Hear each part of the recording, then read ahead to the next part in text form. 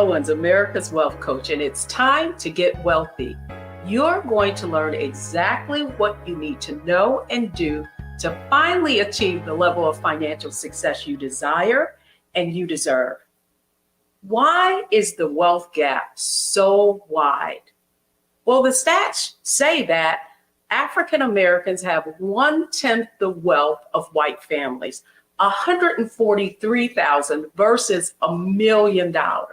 Well, in an explosive new book, my guest today shares why a lot of that gap is caused by the financial industry itself. She is the author of The White Wall: How Big Finance is Bankrupting Black Americans. But here are the three things they don't want you to know about building wealth while Black. First, your income or assets will not give you access to many of the privileges that our white counterparts get. In addition, systemic racism has really prevented African Americans from building the kind of wealth that they could if the playing field were level. And then finally, financial services companies make it really difficult for Blacks in the industry itself to succeed. Well, our guest today is here to shed some light on this topic. She's Emily Flitter. She covers banking and Wall Street for the New York Times. She's had a pretty long career as a journalist, and this is her first book. And that's why I'm excited to have this conversation with her today. So Emily, welcome to Get Wealthy. It's great to be here, Deborah. Thank you so much for having me. My first question to you, however, is, did you ever imagine that this topic would be the subject of your first becoming an author? No, I didn't. But once I saw the magnitude of this problem, I knew it had to be an entire book. In fact, I could have written an entire book just on the insurance industry and its racism. I think there need to be many, many books on this subject. And I knew that I needed a book-length piece of writing to even begin to describe all the facets of this problem. Well, let me tell you a funny story. When your article broke in the New York Times about the football player going into that office, that investment company office, I actually knew someone at JP Morgan. And I gave them a call to say, wow, what are you guys going to do about this? And they said, oh, it's interesting that you called. We're having a meeting with a lot of Black leaders, and we'd love for you to come up. And it was the very next day, I hopped on a train to New York, and I sit in this room. And what was really, really interesting about their leadership is how perplexed they were about something like this actually happening to one of their customers. So that's where I want to start. You know, in Get Wealthy, we have a framework of financial success that we put through the lens of mindset, strategy, and execution. And I think this is a great conversation to have around that framework, Emily, in that the first thing I want to cover is mindset. And, you know, for so often we deal with these financial institutions and we don't really understand that the racist systemic policies that they have. So I want to start there with you, just about from your own perspective. What do you think the mindset that a gentleman like this football player you wrote about, who had, you know, hundreds of thousands of dollars, but still wasn't, just give our viewers a little background on what happened, because that was the article itself that kind of brought a lot of this to light. That's right. That article was the sort of thing that kicked off the effort that I have been making over the past few years to cover this topic. The story is about a black NFL player, a retired NFL player, who went to a JP Morgan Chase branch in Phoenix and wanted to deposit his money and get the perks of that JP Morgan Chase offers wealthy bank customers. So if you have $250,000 in a JP Morgan Chase account, you can have all of these extra little things like tickets to events and discounts on museum access and travel discounts and even discounted loan rates. And in many cases, the bank really reaches out to people who they think are wealthy enough to qualify for this program, which is called Chase Private Client. And they say, like, please sign up for this. We'd love to have you. And it's a prestige thing. And it just gives them an extra level of sort of interaction with these clients. So Jimmy Kennedy is the NFL player who has certainly earned enough money during his time in the NFL to qualify for this program. When I interviewed him, he said he had in various bank accounts about $900,000. And whenever he would visit his mother in Los Angeles, he would go to the bank with her, and the tellers all knew who he was, and they would say, "Oh, you have to come over to Chase and be a Chase Private Client." But he didn't live in LA; he lived in Phoenix, and so he finally decided, "Okay, I'm going to go to Chase. I'm going to move my money from the other banks and put it in Chase and become a private client." So he goes there, he moves his money, and for some reason, they won't make him a private client. And he's like waiting, and he's got this investment advisor who he actually really likes. And then that person, who's actually another main character in this story, gets fired after complaining about racial discrimination. So now Jimmy is alone. He doesn't really have an advocate at Chase. The managers are white. He's assigned another investment advisor who is black. And he keeps saying, "Why am I not getting the benefits that I signed up for?"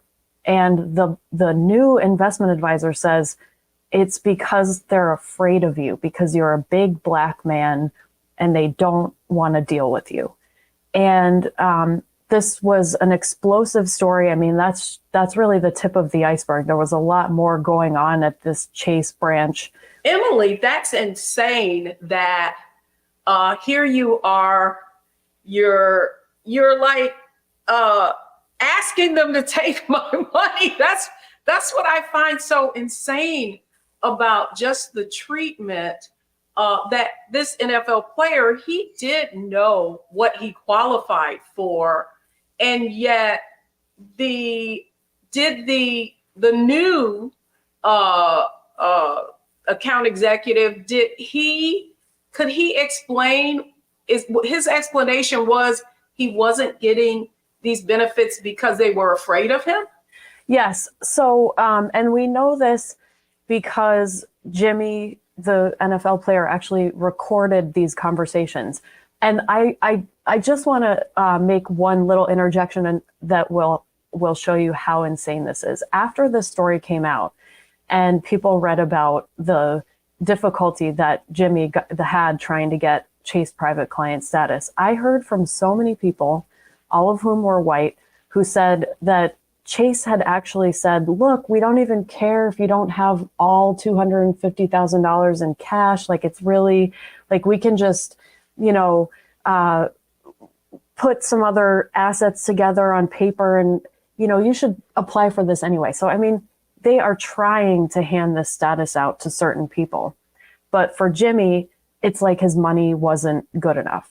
So, anyway, he knew something was wrong. So he started recording his conversations with his investment advisor, whose name was Charles. And Charles was also black. And in one of the recordings, Jimmy says, "Why am I not getting private client status?" And Charles says, "Look, as a black man, I can talk to you like this. And we're in Phoenix, Arizona. They don't see a lot of people who look like you and me.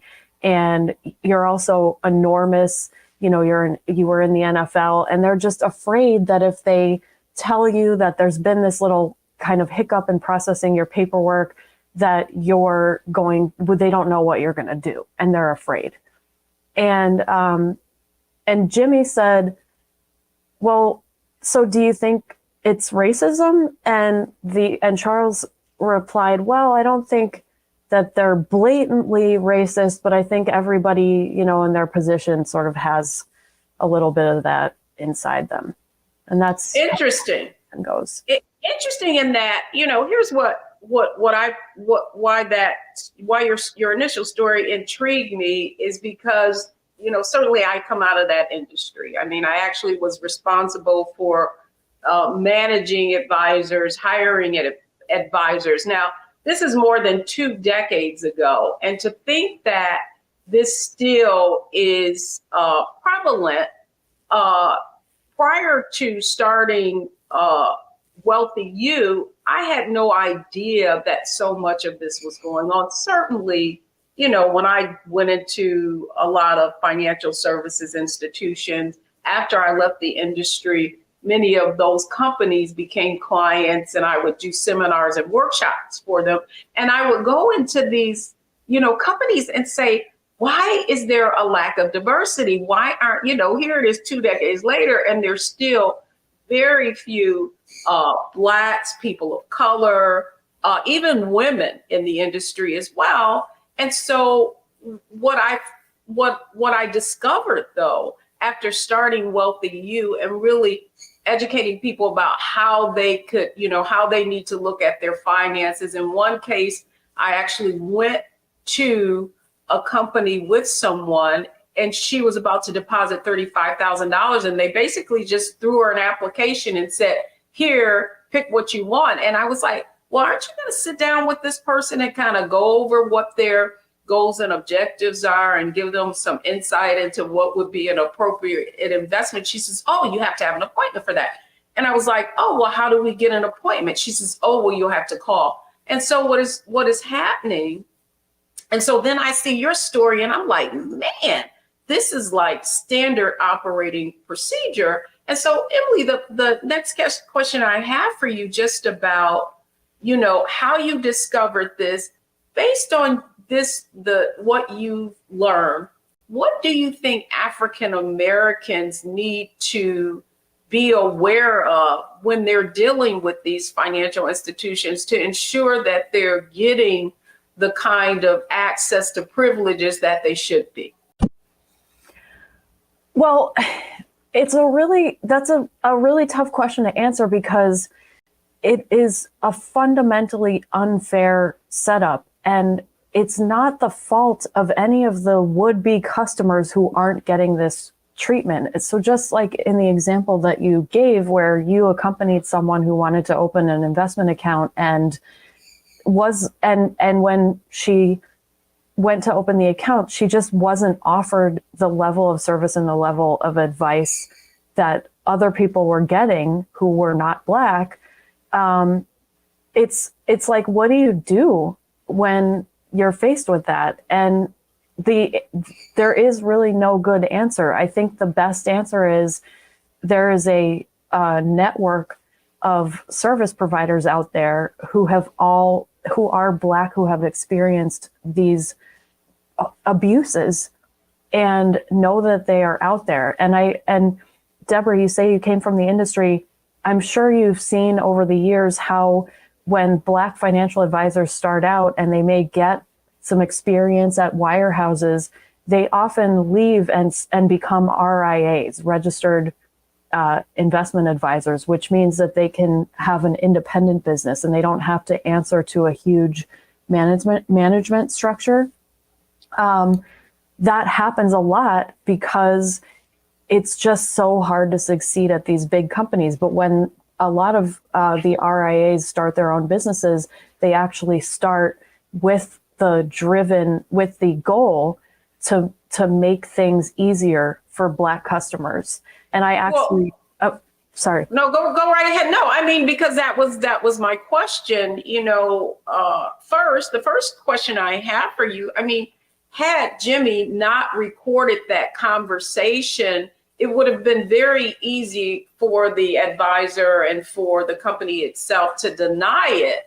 And I know that in some states you can't record people without, letting them know they're recorded.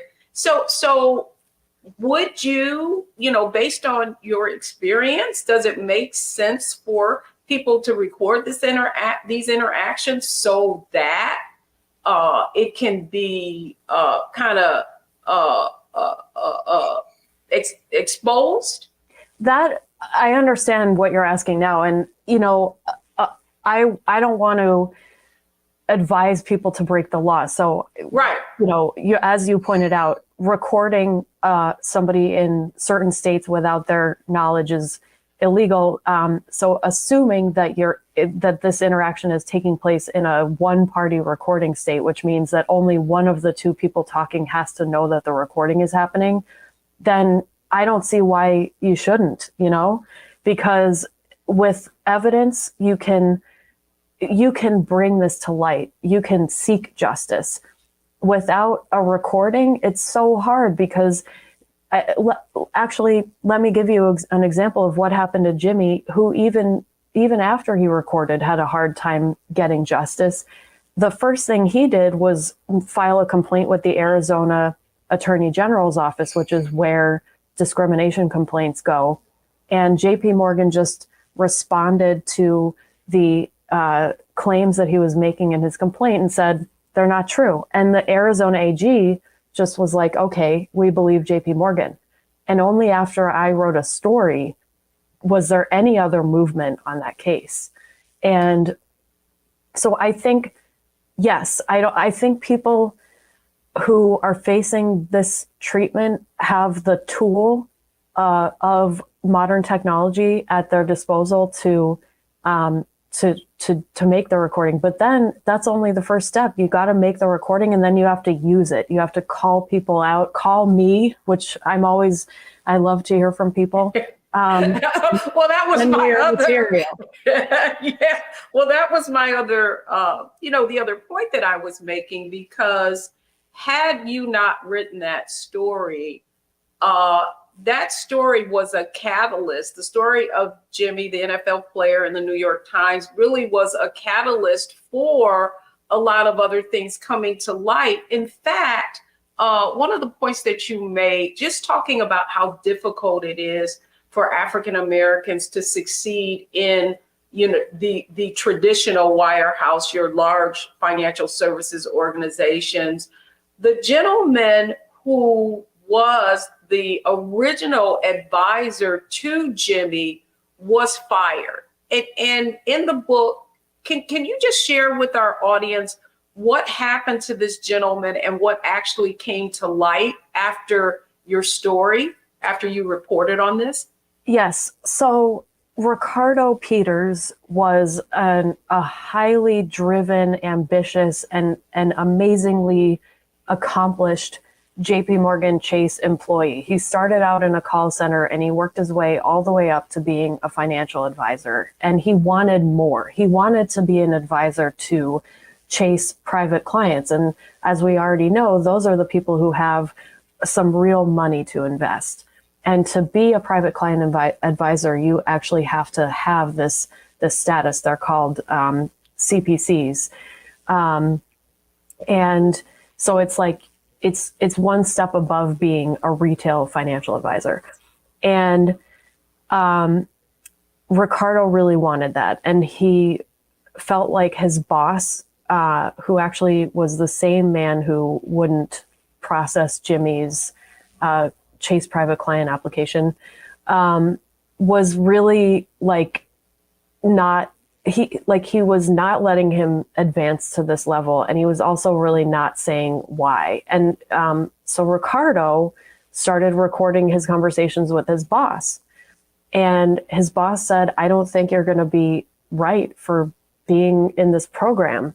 And Ricardo was like, why? And he said, well, I just don't think the market is going to support us, giving somebody else this title. And Ricardo was like, but I have all of these clients who are wealthy now. And Ricardo was frustrated because his clients, when they reached a certain level of wealth, were actually being taken away from him and given to people with this status. It seemed really unfair.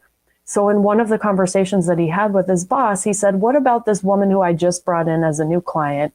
He mentioned her name, and her background was that she was Black. She had had a son who had died in a tragic way that required the city or municipality where her son died to give her a settlement that was worth about $400,000. So plenty of money to qualify as a Chase private client. And Ricardo pointed this out, and his boss said, "Well, she's from Section 8 and she didn't earn it, and she didn't, you're not investing," he said, "you're not investing a dime for this lady because this isn't money she earned and she doesn't respect it."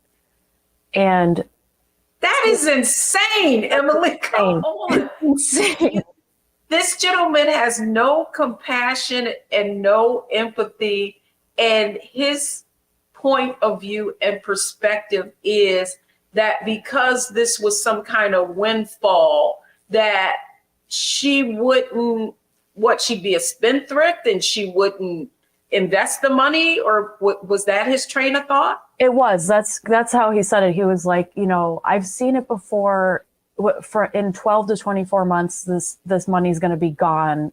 You're not investing a dime for her." And Ricardo actually said to him, "Isn't that what we're for as financial advisors, is to show her how to be a steward of this money and make it grow?"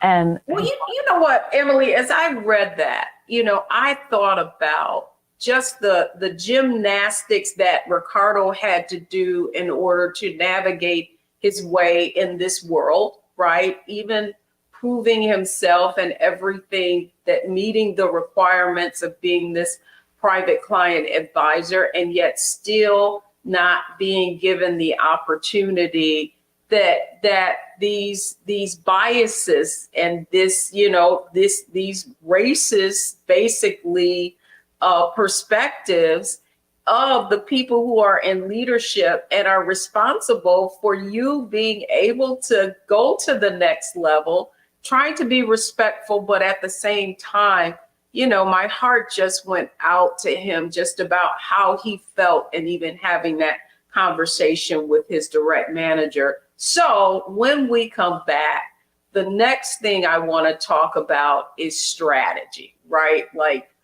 when we come back, folks, we're going to our strategy segment. What do you, as a African American, what can you do to succeed in spite of what the explosive findings in this book, and what Black Americans have to go through in order to succeed in the financial services industry itself? Don't go anywhere, folks. We'll be right back.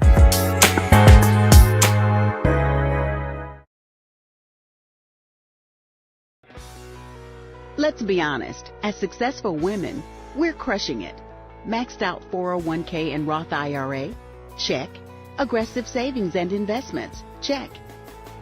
Yet, the freedom our success was supposed to buy can leave us stuck on the six-figure hamster wheel, watching retirement slip further down the road.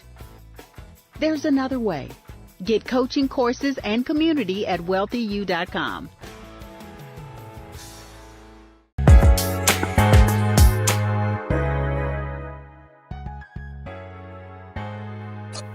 Welcome back, everyone. I'm Deborah Owens. This is Get Wealthy, and we're talking about the difficulty of being able to acquire wealth for Black Americans. Joining me today is Emily Flitter. She is the author of The White Wall: How Big Finance is Bankrupting African Americans. So, you know what, Emily, that's where I want to go next. And that's strategy. When you think of you in your book, you have story after story of people trying to do the right thing and just being met with all of these racist obstacles. So I want to talk a little bit now about your book. Has been out now for a few months. You've been getting feedback. You've gotten a lot of insight. what kind of strategies from your point of view, do Black folks need to employ in order to succeed in spite of these obstacles that we're faced with? Well, as I mentioned in the first segment, there are one really important thing is to seek out allies in the financial industry, institutions and people who say that they recognize these problems for how big and how deep they are, and that they are mission driven in their attempts to make change. So forget about the rhetoric that the big banks and other big financial institutions in corporate America are constantly producing for the public. It's meaningless. All of the, we value diversity, we have no tolerance for racism. It's meaningless. You need to find institutions who say, we are here, we exist to serve Black customers. We exist to counteract racism in the wider financial industry. And those institutions are out there. In my book, I write about a woman actually who was at JP Morgan as a financial advisor and then as a manager. And she has now gone out on her own as a running an investment advisory firm that recruits Black advisors and makes sure that they are nurtured. So that's, if you want to get into the industry, that kind of setup is a really good setup. But beyond that, Deborah, I really think that, first of all, there's an entire component of this that really it should not be the responsibility of Black employees or customers. White managers and the people with the power need to change, and that's not on African Americans. They are victims of this treatment, and it's not. You're absolutely right. I just wondered, someone like you, did you in your wildest dream even you get this story, at first you don't.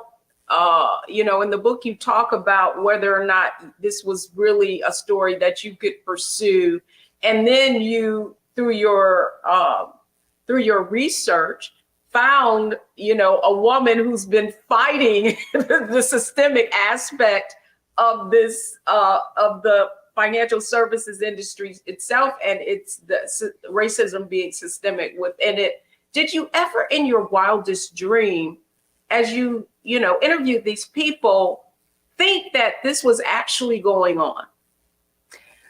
Well, at first I behaved as a journalist is trained to behave, which is that you are presented with a set of facts. You have to listen to everybody's angle and, synthesize things, and figure out what the real story is. And, what I realized and why I wrote the book is that when you get presented with a set of facts in any individual situation where someone is saying, I'm the victim of discrimination, I am being mistreated because of the color of my skin, there is a huge context. If you don't have the context, you're like looking at it a lot of times like, oh, it's he said, she said, and what can be proved.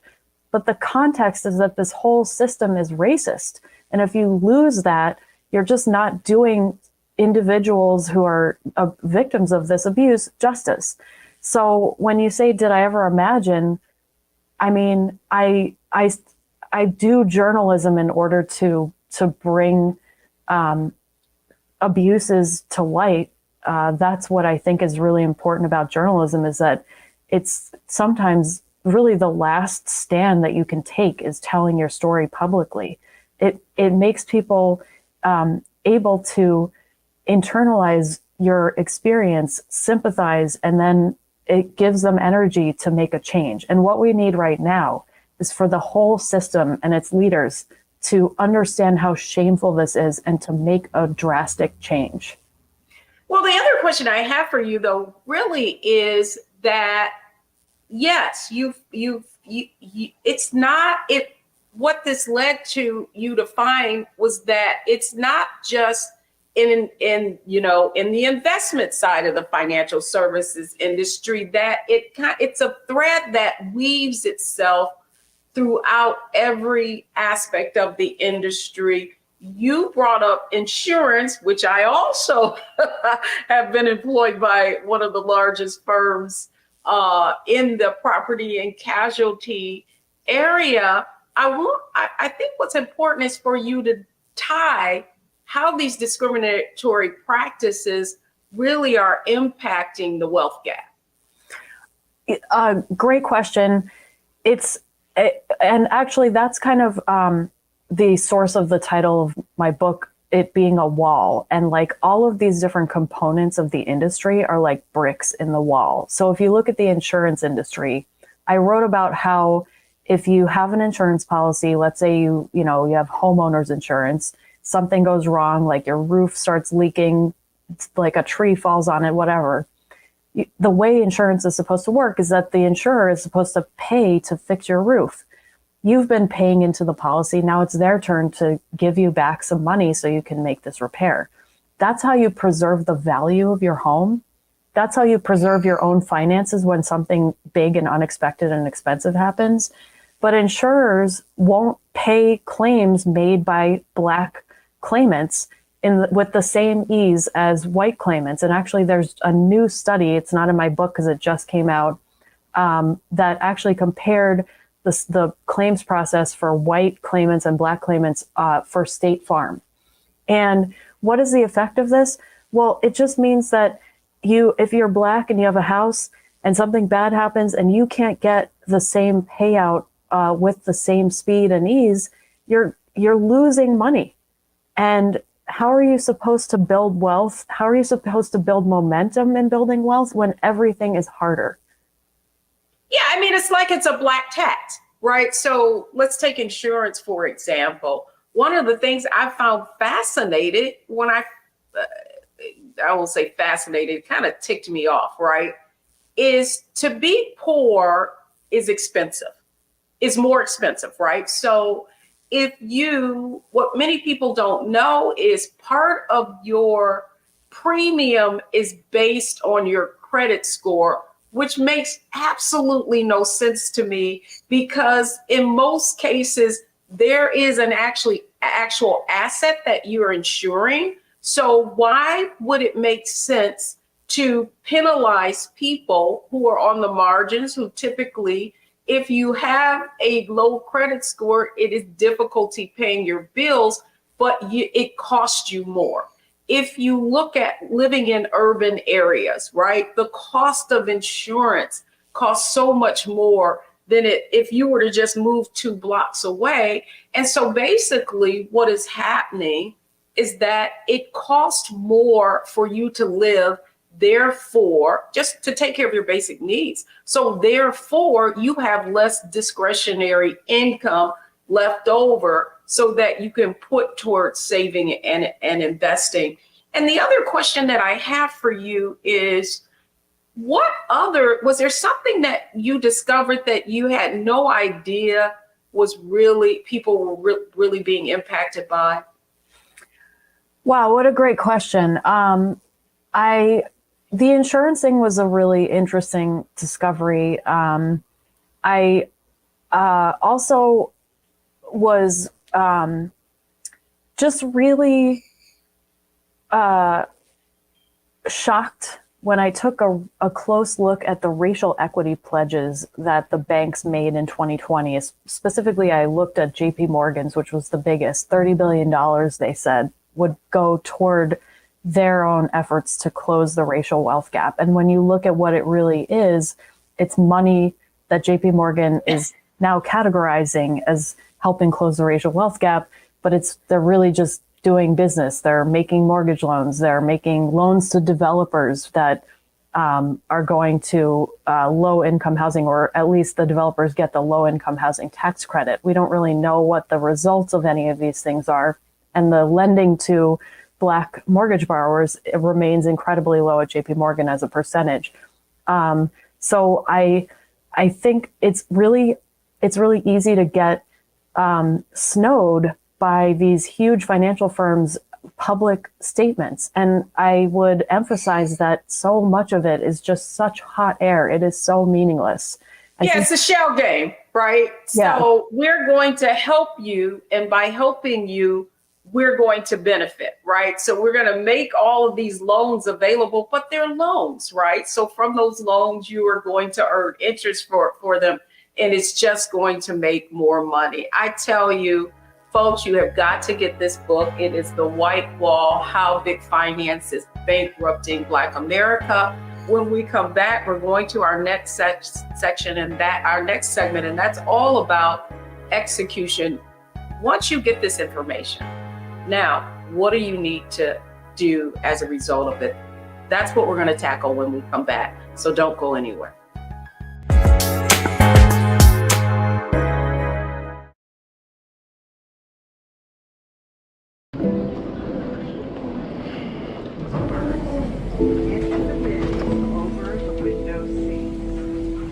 Are the only bins that will accommodate larger rollerboards.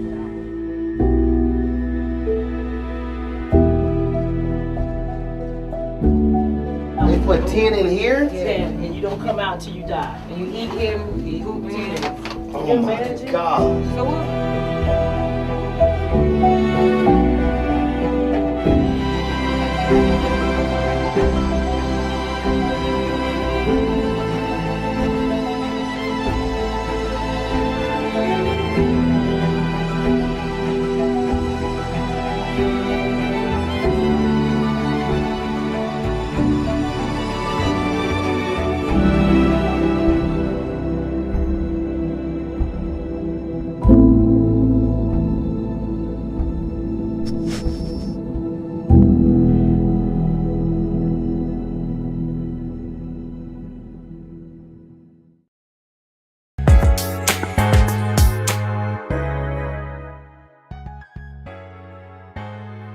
Deborah Owens, welcome back to Get Wealthy. I'm having a fascinating conversation with Emily Flitter, the author of The White Wall. Now, Emily, we're going to tackle execution. And I think you really alluded to that in our last segment. And that's, what do Black folks do? You talked about the fact that Black folks need to, look for organizations and look for institutions that say they have your best interest at heart. And so to that end, you brought up something about registered investment advisors, that it being difficult for Black advisors to succeed in these big organizations, so they're starting their own. I do know specifically about an organization, Quad A, the Association of African American Financial Advisors. You can even go to their website, and if you're looking for a Black financial advisor, that's one of the ways to find something in your location. Any other insights or organizations that you found in your reporting that could also be helpful in assisting our audience in, finding people that value their what they do and what they're trying to accomplish?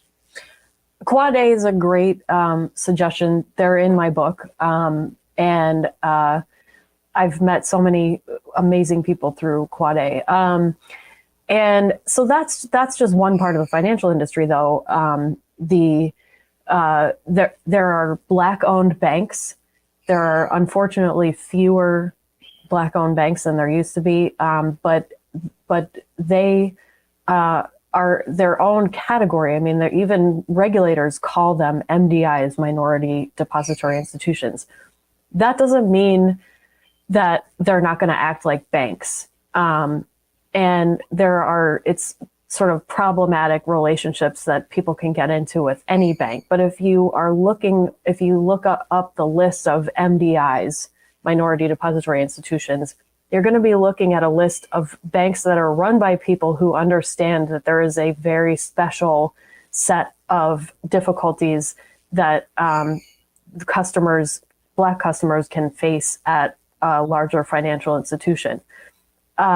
if you're moving beyond retail, like for instance, if you want to succeed on Wall Street, I interviewed people who were successful on Wall Street and people who were so frustrated and so mistreated that they left. And they, nobody offered advice that didn't have a very sort of grim implication.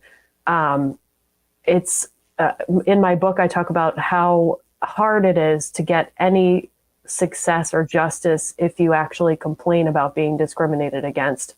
I'm not in a position to give advice, but what I can say is that HR is really designed to protect companies and not the people who are actually victims of abuse. So that's something to keep in mind.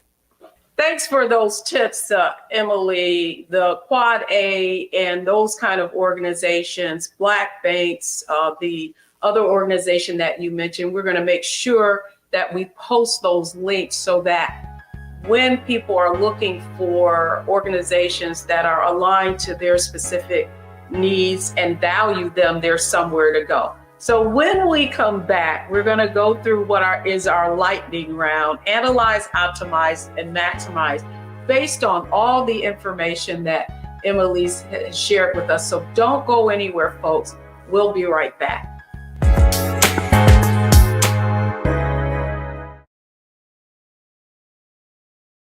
Black Star Network is here. Oh, no punch! I'm real revolutionary right now. Thank you for being the voice of Black America. All momentum we have now, we have to keep this going. The video looks phenomenal. See, this difference between Black Star Network and Black-owned media and something like CNN. You can't be Black-owned media and be scared. It's time to be smart. Bring your eyeballs home. You dig?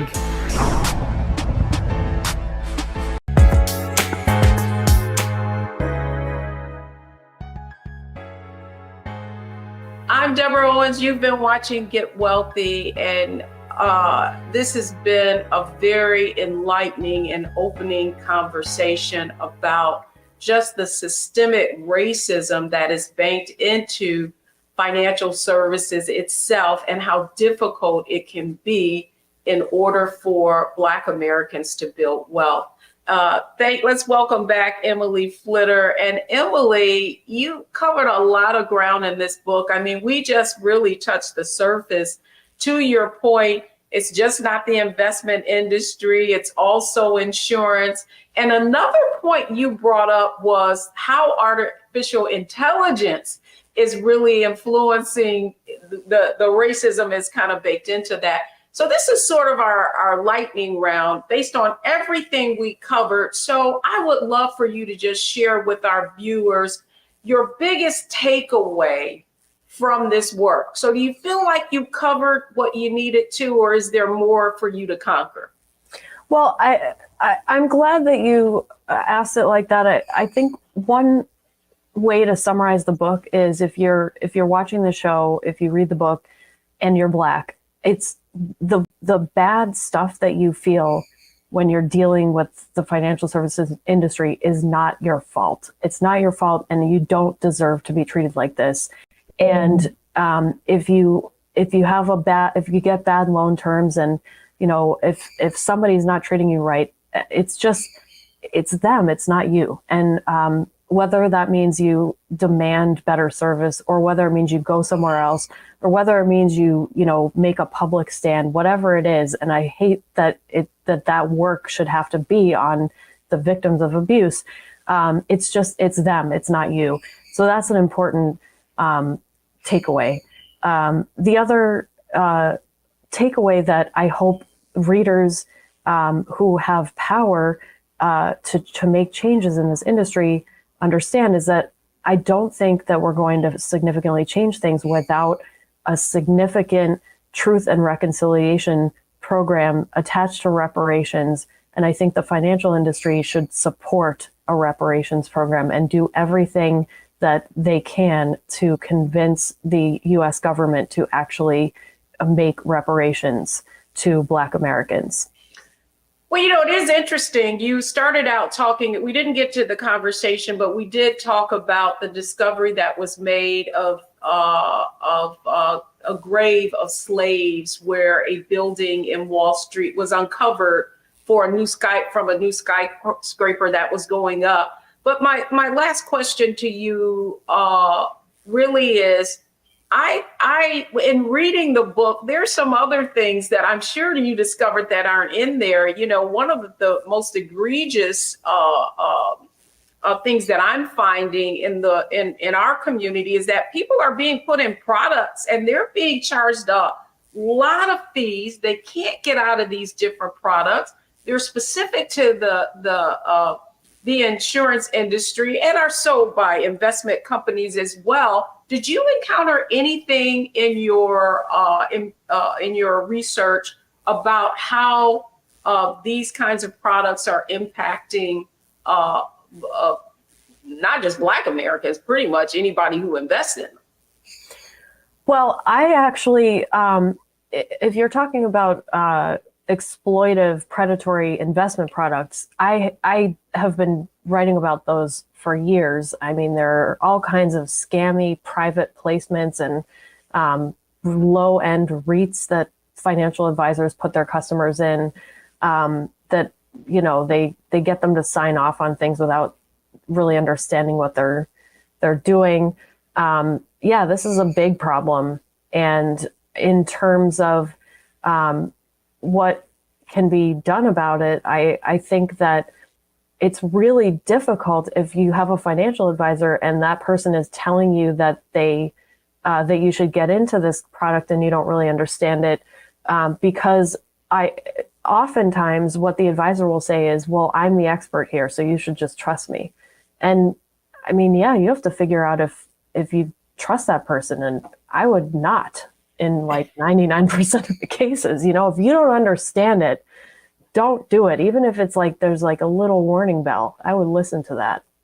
That's exactly right. And that's exactly, Emily, why we launched Wealthy You and why Get Wealthy is on Black Star Network. I just want to thank you for coming on Get Wealthy. And I hope your book is a great success, because not only do Black Americans need to read it, I think all Americans need to read it so that they can really understand how pervasive racism is and how it influences and impacts every area of our lives.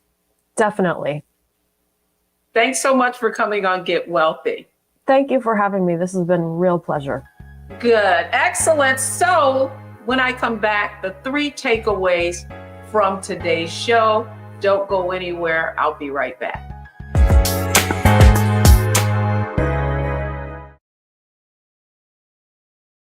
When you talk about Blackness and what happens in Black culture, we're about covering these things that matter to us, speaking to our issues and concerns. This is a genuine people-powered movement. There's a lot of stuff that we're not getting. You get it, and you spread the word. We wish to plead our own cause. Too long have others spoken for us. We cannot tell our own story if we can't pay for it. This is about covering us. Invest in Black-owned media. Your dollars matter. We don't have to keep asking them to cover our stuff. So please support us in what we do, folks. We want to hit 2,000 people, $50 this month, raise $100,000. We're behind 100,000, so we want to hit that. Y'all money makes this possible. Checks and money orders go to P.O. Box 57196, Washington, D.C. 20037-0196. The Cash App is $RM Unfiltered. PayPal is R Martin Unfiltered. Venmo is RM Unfiltered. Zelle is roland@rolandsmartin.com.